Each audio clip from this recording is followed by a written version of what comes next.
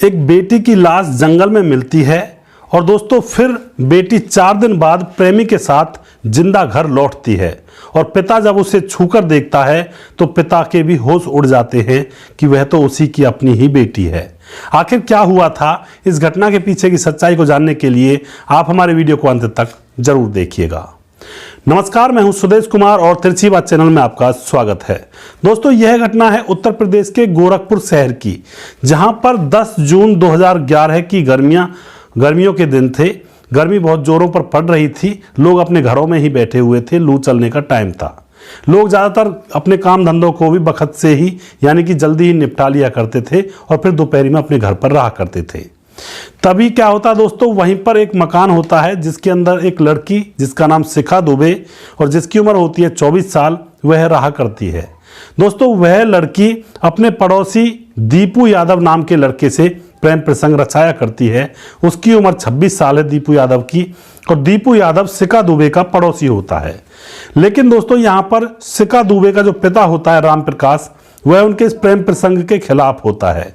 वह अपनी बेटी को बार बार कहता है कि यह लड़का ठीक नहीं है, तुम इसके साथ मत घूमा करो, हम तुम्हारी इसके साथ शादी नहीं करवाएंगे।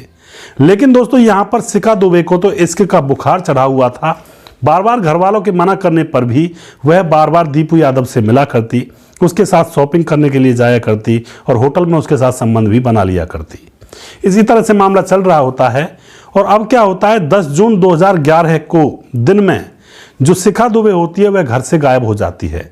जैसे वह घर से गायब होती है तो घर वाले उसको ढूंढते हैं। शाम हो जाती है, वह वापस नहीं आती है। और दोस्तों, इधर उधर ढूंढने के बाद भी जो शिखा दुबे का जो पिता होता है राम प्रकाश, वह परेशान हो जाता है और पुलिस में जाकर रिपोर्ट दर्ज करवा देता है। पुलिस मामला दर्ज करती है और उसकी बेटी को ढूंढने में लग जाती है।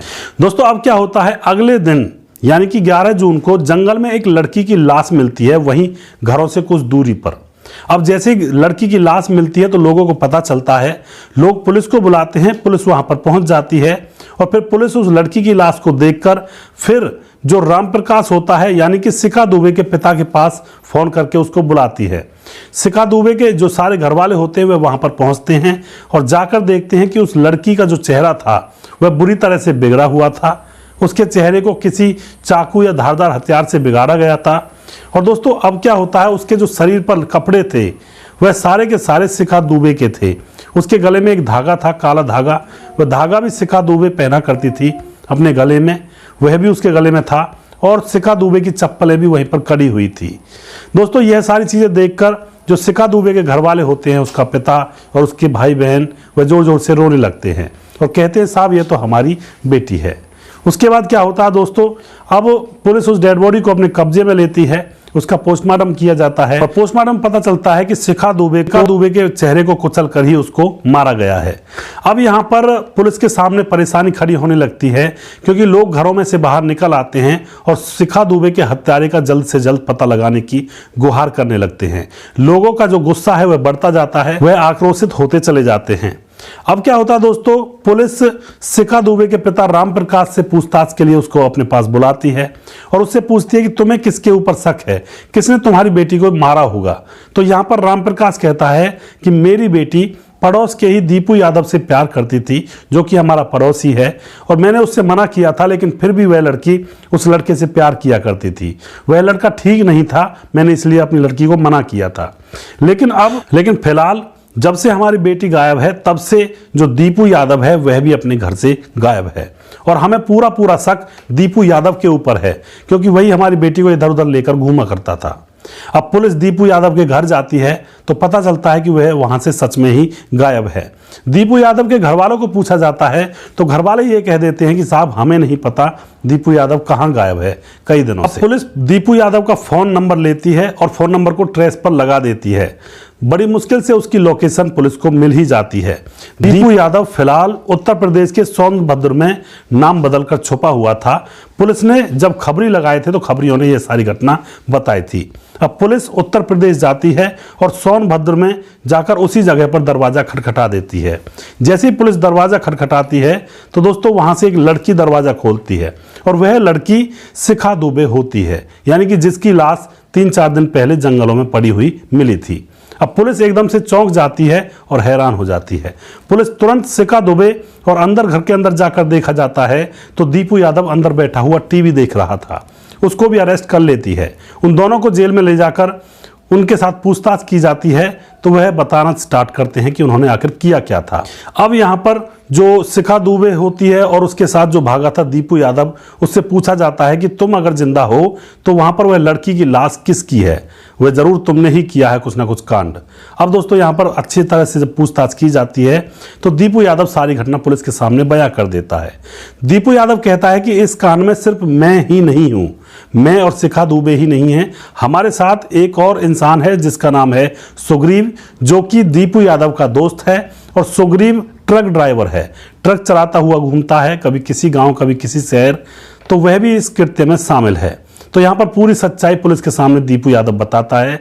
दीपू यादव कहता है कि हम दोनों एक दूसरे से शादी करना चाहते थे, लेकिन शिखा दुबे के माँ बाप शादी करने के लिए तैयार नहीं थे, इसलिए हम दोनों ने प्लानिंग की।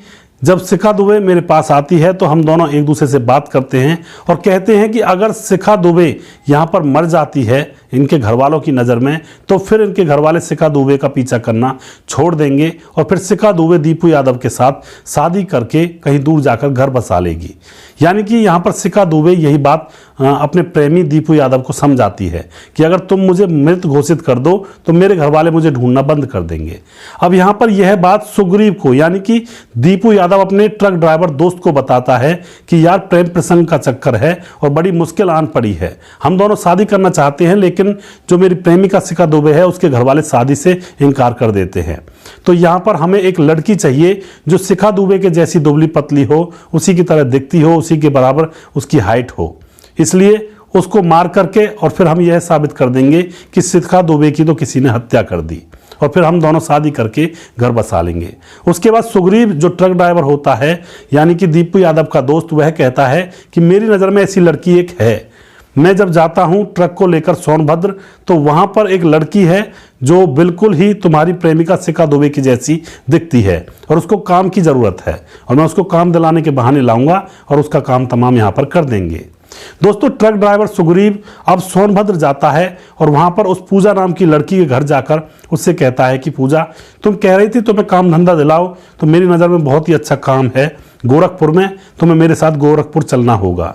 पूजा की एक बेटी थी, क्योंकि पूजा के पति की मौत हो चुकी थी तो अपनी बेटी को पाल रही थी और काम की तलाश में जुड़ रही थी, काम की तलाश कर रही थी। अब यहाँ पर जो पूजा होती है बहुत खुश होती है कि अब मुझे काम मिल जाएगा और अपनी बेटी के परवरिश में अच्छे से कर सकूंगी। वह अपनी बेटी को अपने माँ बाप के यहाँ पर छोड़ करके उस ट्रक ड्राइवर सुग्रीव के साथ उसके ट्रक में बैठकर और फिर रवाना हो जाती है गोरखपुर की तरफ। गोरखपुर के पास जाकर वहाँ पर जंगली इलाका था, वहाँ पर पहले से ही जो शिखा दुबे है और दीपू यादव है गाड़ी लेकर खड़े हुए थे। वहाँ पर ट्रक को रोक दिया जाता है तो यहाँ पर जो पूजा होती है वह कहती है सुग्रीव से कि यहाँ पर गाड़ी क्यों रोकी है, तो वह बताता है कि कुछ काम है, तुम्हारी नौकरी के सिलसिले में ही इन लोगों से मुझे बात करनी है। दोस्तों यहाँ पर ट्रक से नीचे उतारकर पूजा को जंगलों में ले जाया जाता है और फिर जंगल में जाने के बाद उसके ऊपर ताबड़तोड़ चाकुओं से वार किए जाते हैं। उसके मुंह को बुरी तरह से चाकुओं से काट दिया जाता है और जब वह तड़प तड़प कर सिसक सिसक कर मर रही होती है तो पूजा कहती है कि मैंने क्या कसूर किया था, मेरे क्या दोस्त था जो मुझे तुम लोग मार रहे हो, लेकिन वह एक भी नहीं सुनते हैं और उसको तड़पा तड़पा कर वहीं पर मार देते हैं।